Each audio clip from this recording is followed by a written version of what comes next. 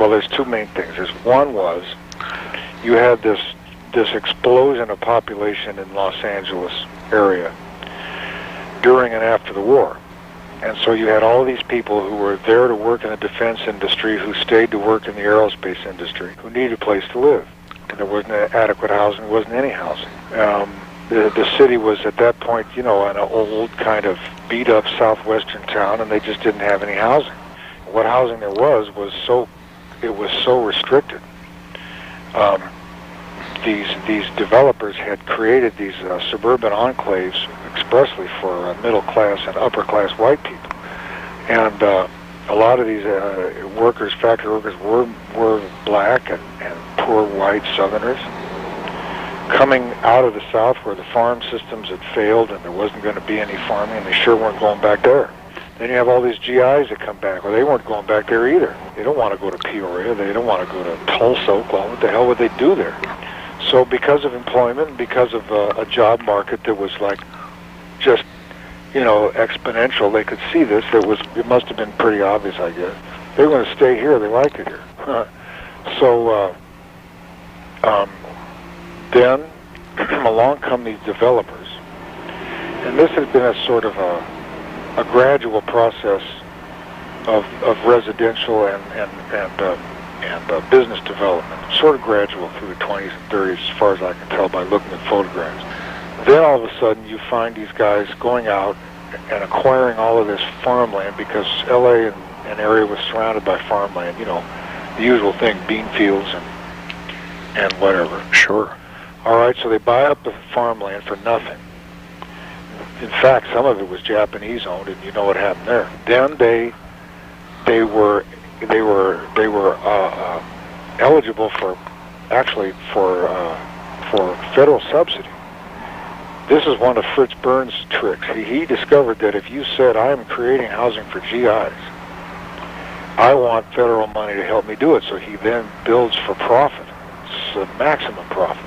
And he got involved with Kaiser because Kaiser knew how to prefabricate everything. So they went to town. I mean, you can just imagine. I've seen photographs, fantastic. All these little cookie cutter homes, totally prefabricated material, totally delivered on site like Tinker Toys. Yeah. And they just threw these things up, and they had like 4 or 5 different models, and they threw these things up in a day, or a couple of days it would take to put one up, you know. Then sell it for 100% profit. It was quite a going concern. Then the last holdout of the FDR social programs, being this federal housing mandate, and they had quite a task in L.A. because there was a lot of slums. I mean, they weren't the same as the eastern slums, okay, and all that tenements, but big slums, big bad substandard housing.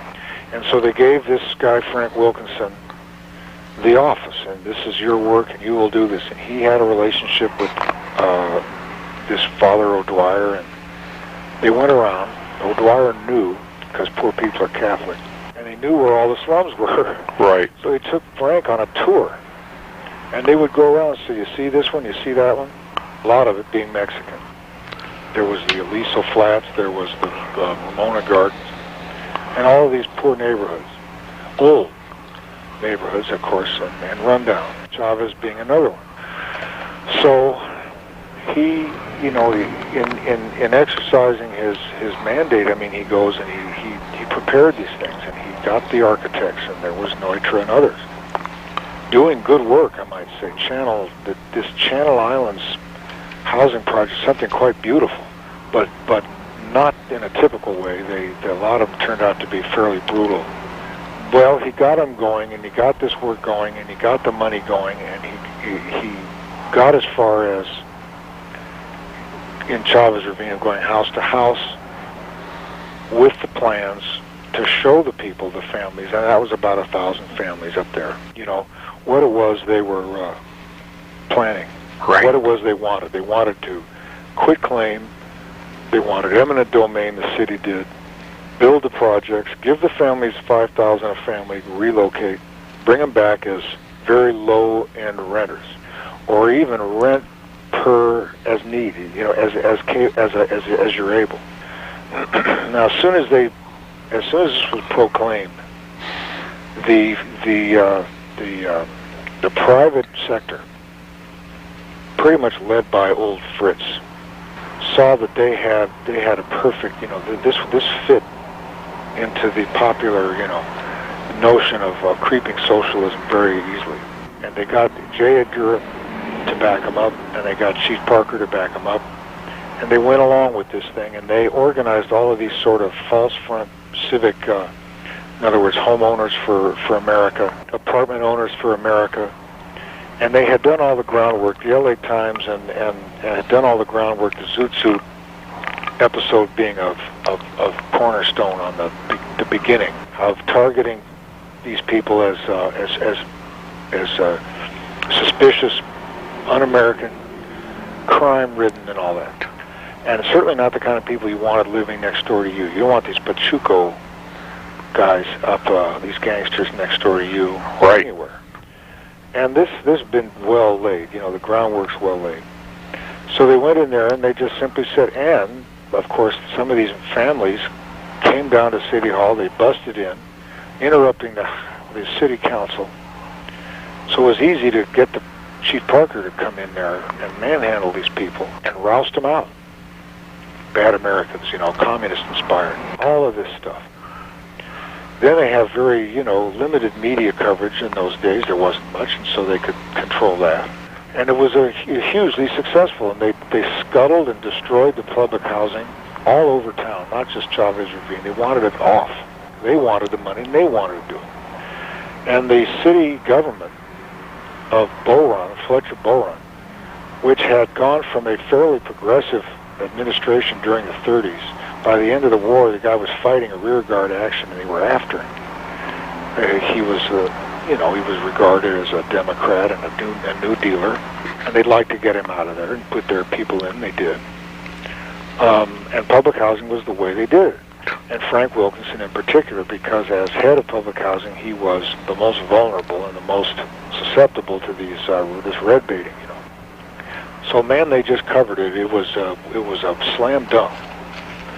And then, all of a sudden, though, since the whole thing was sort of out in the open at that point, it's not where these people like things to be out in the open. And it was deemed a bit, I think, too hot and too controversial. So the next best thing was, since every professional sports team is looking for free land, that's what they want because they don't want to pay for it. Say stadium sites, it's still happening today. Look at New York, and they're saying these things and doing these things. And O'Malley was, I read just recently in the New York Times, incredibly, O'Malley was angry because Brooklyn wouldn't cede him the air rights, the airspace rights over his stadium, because he wanted to rent it to. He saw that the future of TV news, saw the future of baseball was television. This guy was visionary. So he knew, control the air rights, then they can't run the helicopter unless they pay you to do it. Pretty smart fella, looking at the angles, mapping it out.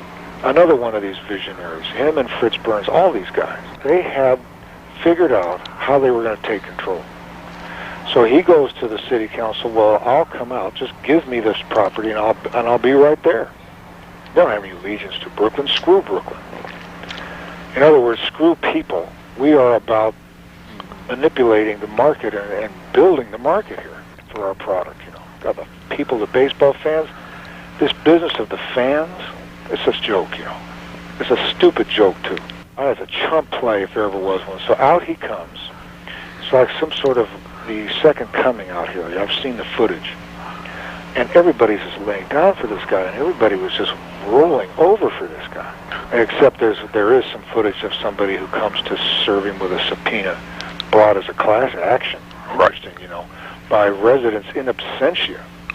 And he looks at this guy, and the camera gets it's a great moment, But they gave him the land, they gave him the place, he built the stadium. Now, 50 years later, it's a dinosaur, it's not making money. Now they want to either rebuild it or preferably, I think, tear it apart, build a new one. downtown LA complete with all the commercial possible venues and skyboxes and corporate money and all that. So now we have this Latino mayor who came up poor on the east side, Villaraigosa. And I really must say, we will soon find out. I went on Tuesday, to the county supervisors who run the money really in the city here. They run the area. And they had Chavez Ravine Day, and I went down there. And the woman who's Molina, whose district Chavez Ravine is in, and the West Side supervisor Yaroslavsky proclamated and read a big thing about how this record is, bringing to light, a chapter which must never be repeated, as they said. And they went on, these two city supervisors. It was amazing.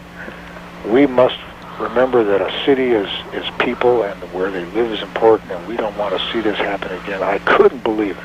It was me and Willie G and their RV sisters standing right there, and these two supervisors went on at length, setting it down. It was on TV, it was on the record, that they don't like this, and they don't feel it's right, and this is not the way they're going to do things, and I was amazed. It was great. It was like, in my lifetime, so let's say in a 50-year time span, the world, there's certain things are the same story, certain other things change.